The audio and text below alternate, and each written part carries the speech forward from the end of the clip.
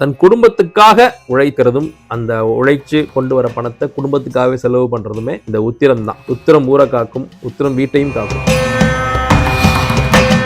கடவுள் நம்பிக்கை ரொம்ப ஜாஸ்தியா இருக்கும். நம்ம நேர்மைக்கும் நம்ம உண்மைக்கும் கிடைக்காத மரியாதை இந்த பணத்துக்காக தான் கிடைக்கும்னா வேண்டாம் அப்படின்வாங்க. ஒரு பணம் தர்றேன், இந்த துரோகத்தை பண்ணுங்க, இந்த பணம் தர்றேன், இந்த செயலில் நீங்களும் ஈடுபட்டு செய்யுங்க அப்படின்னா அநியாயம் நடக்கிற இடத்துல உத்திரத்தால அங்க இருக்க முடியாது.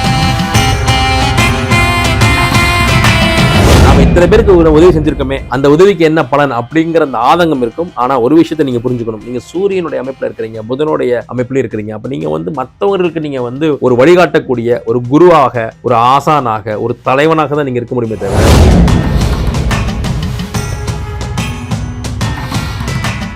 வணக்கம். இன்னைக்கு நாம உத்திர நட்சத்திரத்தை பேச போறோம். உத்திரம் அப்படிங்கிறது சூரியனுடைய நட்சத்திரம். கிருத்திகை, உத்திரம், உத்திராடம் இதெல்லாமே சூரியனுடைய நட்சத்திரங்கள். இந்த உத்திர நட்சத்திரம் அப்படிங்கிறது தன்னோட முதல் பாதத்தை சிம்மத்திலையும் 2, 3, 4ஆம் பாதங்களை கன்னியிலையும் கொண்டது. அப்போ இதுல இருந்தே அவங்களுடைய குணாதிசயங்களை தெரிஞ்சுக்கலாம். சூரியனுடைய தன்மையும், கன்னிங்கிறது புதன் வீடு, புதனோட தன்மைகள் அவங்ககிட்ட பரிபூர்ணமா இருக்கும். சூரியனோட தன்மைகளான ஆளுமை, வீரம், ஒரு பிடிவாதம், ஒரு கர்வம், ஒரு சுயமரியாதை, கௌரவத்தை எதிர்பார்க்கிறது, இந்த மாதிரி குணாதிசயங்களும் இந்த உத்திரத்தில். புதனுடைய அந்த புத்தி கூர்மை, நாலேஜ், ஸ்கில்ஸ், கணக்கு போடுறது, கணக்கு எழுதி வைக்கிறது, கால்குலேட் பண்ணி எதையும் செய்யறது, பிளான் பண்ணி துல்லியமா செய்யறது, ஒன்றுக்கு மேற்பட்ட தொழில்கள் செய்யறது, இந்த மாதிரி 2 தன்மைகளும் சேர்ந்துதான் அவங்க வாழ்க்கை பயணம் இருக்கும். தன் குடும்பத்துக்காக எல்லா வகையிலும் உழைக்கிறதும் அந்த உழைச்சு கொண்டு வர பணத்தை குடும்பத்துக்காகவே செலவு பண்றதுமே இந்த உத்திரம் தான். உத்திரம் ஊரை காக்கும், உத்திரம் வீட்டையும் காக்கும். தன்னுடைய சம்பாதியத்தை தனக்கு செலவு பண்ணாம தன் குடும்பத்துக்காக செலவு பண்றது எல்லாமே இந்த உத்திரம் தான். நீங்க கேட்கலாம், எல்லாருமே அப்படித்தானே சார்,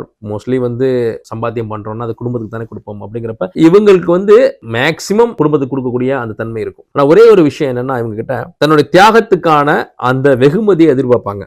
நீங்க என்ன மதிக்கணும், சொந்த வீட்டிலேயே என்ன நீங்க எல்லாம் ரெஸ்பெக்ட் பண்ணணும், எனக்கு ரெஸ்பெக்ட் வரணும் அப்படின்னு நினைப்பாங்க. அவங்கள தாழ்ந்து போகவோ, பணிஞ்சு போகவோ, ஃபிளெக்சிபிளா அவங்களால இருக்க முடியாது. இந்த இடத்துல நான் தான் முக்கியத்துவமா இருக்கணும், எனக்கிட்ட பொறுப்புகள் இருக்கணும், வீட்டு சாவி என்கிட்ட இருக்கணும், வீட்டு பொறுப்புகள் என்கிட்ட இருக்கணும், நான் தான் பணத்தை மேனேஜ் பண்ணுவேன், எனக்கு தான் இந்த பொறுப்பு நீங்க தரணும் அப்படின்றத ரொம்ப விரும்புவாங்க. இவங்க கிட்ட பொறுப்புகளை கொடுத்தீங்கன்னா ரொம்ப விரும்பி செய்வாங்க. இவர்களுக்கு அட்வைஸ் பிடிக்காது. எல்லாருக்கும் அட்வைஸ் பண்ணுவாங்க, ஆனா அந்த அட்வைஸ் இவங்க எடுத்துக்க மாட்டாங்க. ஏன்னா இவர்களுக்கு அந்த சிம்மாசனமா இருக்கணும், நாம லீடரா இருக்கணும், எல்லாரும் நம்ம பேச்சு கேட்கணும் அப்படிங்கிற குணாதிசயம் அந்த குழந்தைகள்ல இருந்து பெரியவங்க வரைக்கும் உத்திர நட்சத்திரக்காரங்கிட்ட பரிபூர்ணமா நீங்க பார்க்க முடியும். அப்போ இவங்க அறிவு கூர்மையும் ஆளுமையும் நிறைந்த, 2 பக்கமும் சரிசமமா செயல்படக்கூடிய ஒரு மிகப்பெரிய பண்பு, உயர்ந்த பண்பு உங்கள்ட்ட இருக்கும். ஆளுமை குணமும் இருக்கு, அறிவுத்திறனும் இருக்குன்றப்ப இவங்களுடைய மனநிலை எப்படி இருக்குன்னு பார்த்துக்கோங்க. எனக்கு எல்லாம் தெரியும், நீ பேசாம இரு அப்படின்ற கூடிய அந்த ஒரு குணாதிசயம் இருக்கும். அது உண்மையும் கூட. நீங்க மேக்சிமம் இவங்க கிட்ட பொறுப்பை கொடுத்துட்டு நீங்க ரிலாக்ஸ்டா இருக்கலாம்.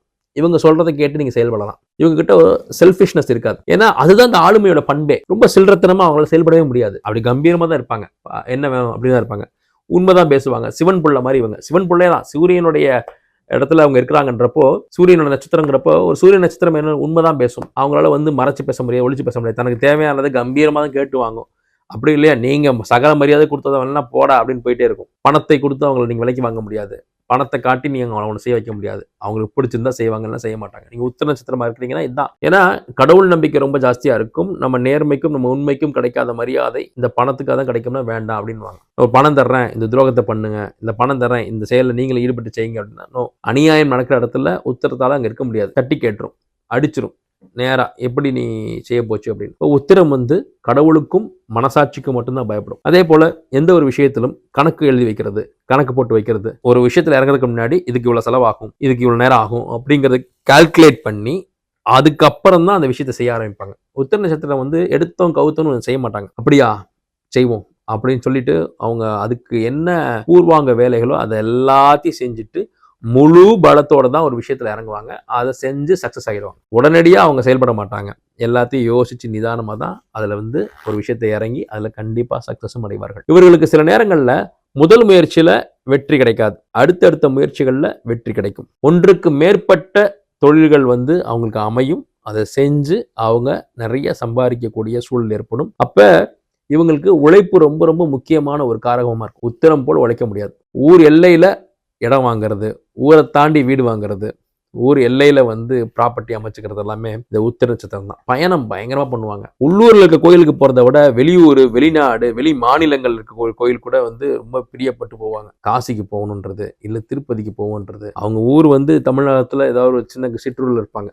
அந்த சிற்றூர்ல இருந்துகிட்டு வேற மாநிலம், ராஜஸ்தான்ல ஒரு கோயில் இருக்கான், பாம்பேல ஒரு மகாலட்சுமி கோயில் இருக்கான் அப்படின்னு சர்ச் பண்ணி எடுத்து வச்சிருப்பாங்க. இந்த போனை பார்த்து பல விஷயங்களை கத்துக்கிறது எல்லாமே இந்த உத்தரத்துல பயங்கரமான ஒரு ஹேபிட்டா இருக்கும். ஏன்னா எதையுமே கத்துக்கக்கூடிய மனப்பான்மை இருப்பாங்க. ஏன்னா எல்லாரோட நம்ம பெஸ்டா இருக்கணும், எல்லா இடத்துலையும் நம்ம முதன்மையா இருக்கணும்ன்ற குணம் இருக்கும்போது, அங்க புதனுடைய ஆதிக்கமும் இருக்கும்போது அவங்களுக்கு அந்த கத்துக்கக்கூடிய குணம், புதுசாக தெரிஞ்சுக்கூடிய குணம், அதை ரிசர்ச் பண்றது, தேடி எடுக்கிறது, ஒன்னு கத்துக்கிட்டு அதை வேணுங்கிற இடத்துல எடுத்து போடுறது. இது ஒரு உத்திர நட்சத்திரம் எப்போ எதை கத்துக்குதுன்னு யாருக்குமே தெரியாது. எல்லாரும் அமைதியா இருக்கும்போது அவங்க ஒண்ணு எழுதிக்கிட்டு இருப்பாங்க, படிச்சுக்கிட்டு இருப்பாங்க, தேடிக்கிட்டு இருப்பாங்க. அந்த விஷயத்த எந்த சபையில சொல்லணுமோ அவங்களுக்கு தெரியும். எல்லா இடத்துலையும் வளர்றது அவங்களுக்கு பிடிக்காது. ஏன்னா உத்திரம் இல்லையா, கெத்து இல்லையா. அப்போ இவங்களுக்கு என்ன தெரியும் என்ன தெரியாதுன்னு உங்களால் கணிக்கவே முடியாது. இவங்களுக்கு எல்லாத்த பத்தின ஒரு பேசிக் அறிவு உங்களுக்கு இருக்கும், புதனுடைய ஆதிக்கம் இருக்கிறதுனால. அப்ப நடனம், இசை, அப்புறம் வந்து எழுத்து, கையெழுத்து, நாட்டியம், இது எல்லாத்துலேயுமே அவங்க ஆர்வம் இருக்கும். எதையுமே ரசித்து செய்கிறது, எதையுமே ரசனையோடு செய்கிறது, பாட்டு கேட்கறது, படம் பார்க்கறது, அப்படியே லக்ஸூரியஸாக இருக்கிறது, இதெல்லாமே ரொம்ப பிடிக்கும் அவங்களுக்கு. அப்போது இவங்களுக்கு இந்த விஐபிகளுடைய சகவாசம், இல்லை இவங்களே ஒரு விஐபியாக இருக்கிறது, இதெல்லாமே ரொம்ப அருமையாக அமையும். அப்போ இவங்க வந்து ஒரு கம்பீரமான ஒரு நல்ல ஒரு தோற்றமுள்ள ஒரு அமைப்புள்ள இடத்துக்கு போய் அங்கே உட்காந்து பேசுறது, அங்கே உட்காந்து சாப்பிட்றது, அங்கே தன்னுடைய நேரத்தை கழிக்கிறது அவங்க பிடிக்குமே தவிர, ரொம்ப சாதாரணமாக ஒரு பிளாட்ஃபார்மில் போய் உட்கார்றது, எந்திரிக்கிறது, அது அவங்க விரும்ப மாட்டாங்க. அவங்க எந்த நிலையில இருந்தாலும் சரி, அந்த நிலைக்கு எது பெஸ்ட்டோ அதுல தான் போய் அவங்க வந்து தன்னுடைய போக்குவரத்து வச்சுக்குவாங்க. நண்பர்களுக்காகவும், உறவினர்களுக்காகவும், குடும்பத்தின் நபர்களுக்காகவும் எல்லா வகையும் உழைப்பாங்க. ஆனா ஒரு விஷயத்தை இவங்க மறந்துடக்கூடாது, அந்த நன்றி இவங்களுக்கு திரும்ப கிடைக்காது. இவங்க எல்லாத்துக்காகவும் உழைப்பாங்க. அந்த சேம் அந்த ரெசிப்ரோகேட் இவங்களுக்கு தேவையானப்ப யாரும் உதவ மாட்டாங்க. உத்தரவு தனிச்சுதான் நிற்கும். நம்ம இத்தனை பேருக்கு உதவி பண்ணமே, யாருமே நமக்கு திருப்பி உதவி பண்ணலையே, நமக்கு ஒரு தேவைன்னு வரும்போது யாருமே கூட நிற்கலையேங்கிற ஆதங்கப்படாத உத்திர நட்சத்திரமே இல்லை எனலாம். இவங்க ஒரு விஷயத்தை புரிஞ்சுக்கணும். என்றைக்குமே நீங்க தான் மற்றவங்களுக்கு ஹெல்ப் பண்ற இடத்துலையும், நீங்க மற்றவங்க கொடுக்கறதுல இருப்பீங்க தவிர, உங்களை மற்றவர்கள் பயன்படுத்தக்கூடிய சூழல் தான் இருக்குமே தவிர, நீங்க யாரிடமும் போய் ஒரு உதவிக்கரம் கேட்கவே உங்களுக்கு பிடிக்காது. எந்த உத்திரமும் போயிட்டு எனக்கு உதவி செய்யுங்க, எனக்கு இது வேணும் அது வேணும்னு கேட்கவே அவங்க கூச்சப்படுவாங்க. அவங்க எந்த பொருளாதார நிலையில இருந்தாலும் நாம ஒருத்தருக்கு தரணும் தான் நினைப்பாங்களே தவிர, இன்னொருத்தட்ட போய் நம்ம ஒரு விஷயத்தை கேட்டு பெற்றணும் அப்படின்ற எண்ணமே இவங்களுக்கு இருக்காது. ஆனா நாம கேட்காமலே வந்து நிக்கணுமே, நாம இத்தனை பேருக்கு உதவி செஞ்சிருக்கோமே, அந்த உதவிக்கு என்ன பலன் அப்படிங்கிற அந்த ஆதங்கம் இருக்கும். ஆனா ஒரு விஷயத்தை நீங்க புரிஞ்சுக்கணும், நீங்க சூரியனுடைய அமைப்புல இருக்கிறீங்க, புதனுடைய அமைப்புல இருக்கிறீங்க. அப்ப நீங்க வந்து மற்றவர்களுக்கு நீங்க வந்து ஒரு வழிகாட்டக்கூடிய ஒரு குருவாக, ஒரு ஆசானாக, ஒரு தலைவனாக தான் நீங்க இருக்க முடியுமே தவிர, நீங்க போய் ஒரு உதவி கேட்டு அந்த உதவி சொல்லி காட்டிட்டா அப்படின்ற அச்சமும் உங்களுக்கு இருக்கும். அதனால நம்ம யார்ட்டையும் கேட்டக்கூடாது. என்ன கூலோ கஞ்சி நாம குடிச்சுக்குவோம், நமக்கு பின்னாடி ஒரு வாழ்க்கை இருக்கு, நமக்கு நம்ம நிச்சயமா நம்ம எதிர்காலம் சிறப்பா இருக்கு, நம்ம ஜெயிப்போம், அப்ப பாத்துக்கலாம் அப்படிங்கிற எண்ணம் இந்த உத்தரத்துக்கு ரொம்ப அதிகமா இருக்கும். அந்த குணத்தோடய நீங்க எப்பவுமே இருக்கலாம். ஒரு அரசன் போல தான், நீங்க ஒரு மகாராஜா மகாராணி போல மற்றவர்களுக்கு கொடுத்துக்கிட்டு, ஆனா அதுலயும் ஒரு பாத்திரம் அறிந்து நீங்க செய்யணும். எல்லா வர்றவங்களுக்குலாம் நீங்க உதவி செய்யணுன்றது இல்லை, ரொம்ப நேர்மையானவர்களுக்கு, உங்களை போல நாணயமானவர்களுக்கு நீங்க உதவி செய்யுங்க. ஸோ நேர்மை இல்லைன்னா அந்த இடத்துல உங்களுக்கே வந்து மன உளைச்சல் ஆயிடும்.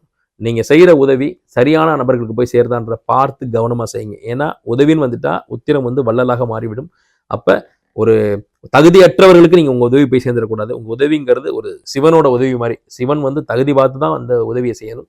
அப்ப உங்களுடைய நேர்மையும், உங்களுடைய உண்மையும், உங்களுடைய இந்த வள்ளல் குணமும், ஒரு தர்ம சிந்தனையும் உங்களை என்றென்றைக்கும் காத்து நிற்கும். அதுதான் உங்களுக்கு அரண் போல நிற்கும்.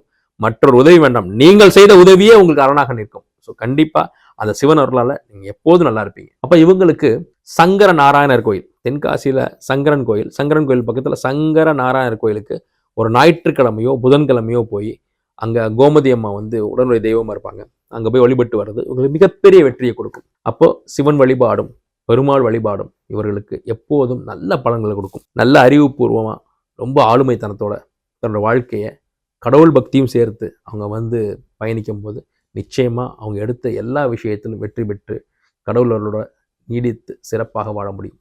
நன்றி.